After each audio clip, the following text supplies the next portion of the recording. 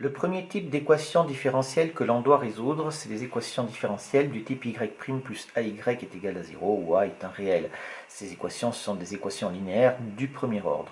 Alors, on va faire ça à partir d'un exemple pour voir un petit peu ce qui se passe. Donc, on veut résoudre par exemple y' moins 2y est égal à 0. J'appelle cette équation E ici.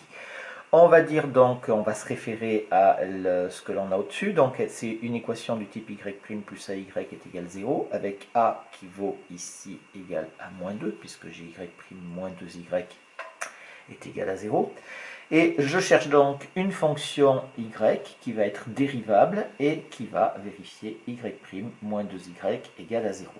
On remarque ici, pour arriver à résoudre cette équation différentielle et mobiliser les connaissances que l'on connaît par ailleurs en mathématiques, on va l'écrire sous cette forme-là, dans un premier temps, juste pour voir ce que ça donne. Donc y' est égal à 2y. On cherche donc une fonction qui, quand on la dérive, est égale à 2 fois la fonction que l'on avait au départ, c'est-à-dire des fonctions qui, quand elles sont dérivées, c'est la fonction que l'on avait multipliée par un réel.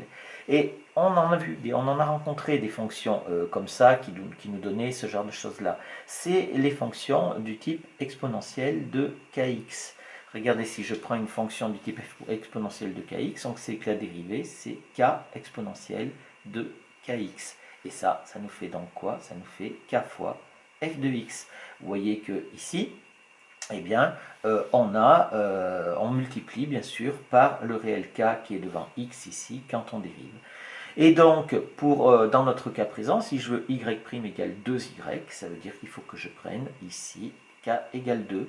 Donc, on va prendre y de x est égal à exponentielle de 2x, qui va être donc inévitablement une solution de l'équation différentielle y' moins 2y est égal à 0.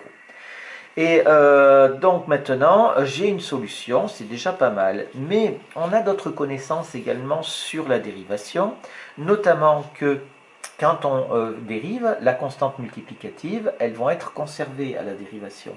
Et donc, si je multiplie ma fonction f de x, qui est ici, ou y de x, par une constante, eh bien, ma constante va être gardée à la dérivation. Donc, si je prends ici, regardez, une fonction g de x, ou y de x, ça n'a aucune importance, qui est égale à c exponentielle de 2x, c'est-à-dire je prends ma solution que j'avais ici précédemment, je la multiplie par une constante, et quand je dérive, je vais avoir donc ma constante multiplicative qui est restée, et la dérivée de l'exponentielle de 2x qui est égale à 2 exponentielle de 2x.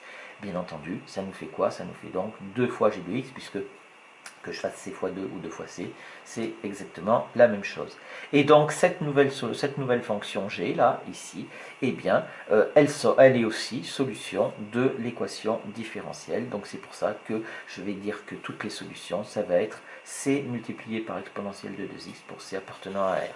On généralise à toutes les fonctions, toutes les équations différentielles.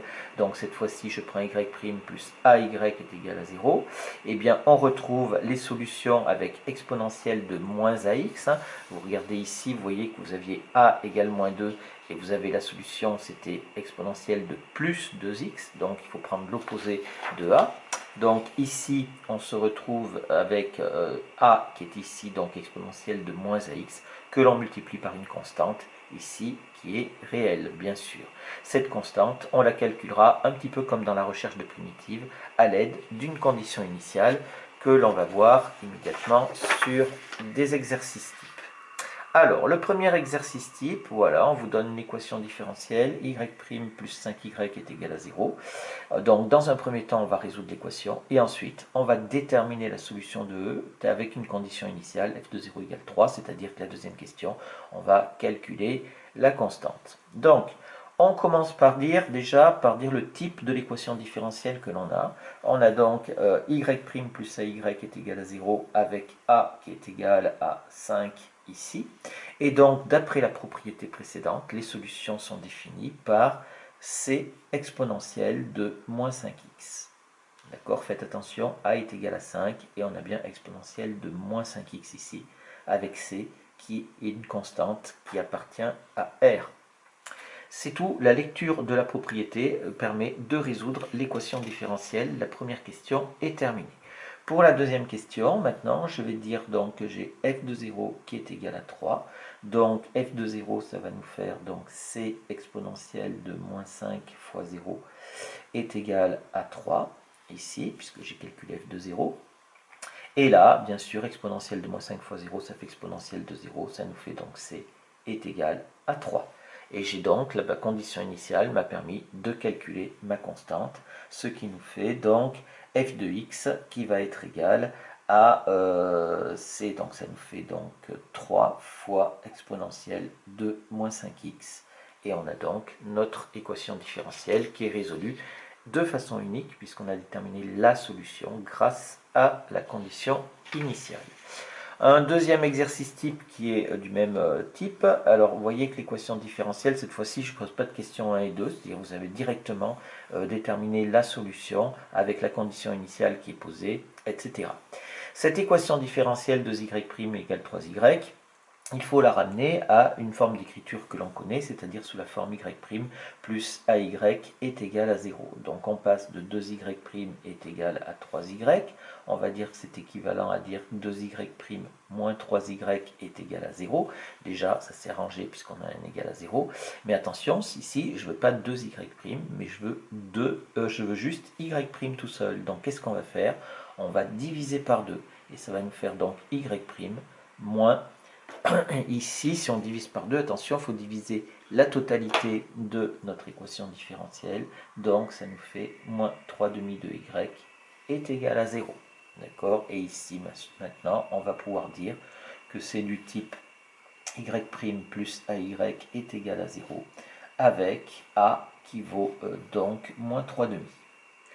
Donc voilà, on a modifié l'équation différentielle pour obtenir quelque chose que l'on sait faire. Donc les solutions sont définies par, eh bien, on applique le théorème par y de x qui est égal à c exponentielle, attention, a vaut moins 3 demi, je vais dire ici, allez, moins 1,5 puisque ça tombe juste. Donc ça va faire c exponentielle de 1,5x avec c qui appartient à r. Attention, hein, on prend l'opposé de a ici pour les solutions de l'équation différentielle. On a enfin notre condition initiale f de 1 qui est égale à 5. Et donc ça va nous permettre de calculer la constante. Ça nous fait c fois exponentielle de 1,5 fois 1 qui est égal à 5. Ce qui nous fait donc c exponentielle de 1,5 égale 5. Et ça nous fait donc c est égal à 5 sur exponentielle de 1,5. On a donc tout. On peut donner la conclusion. La solution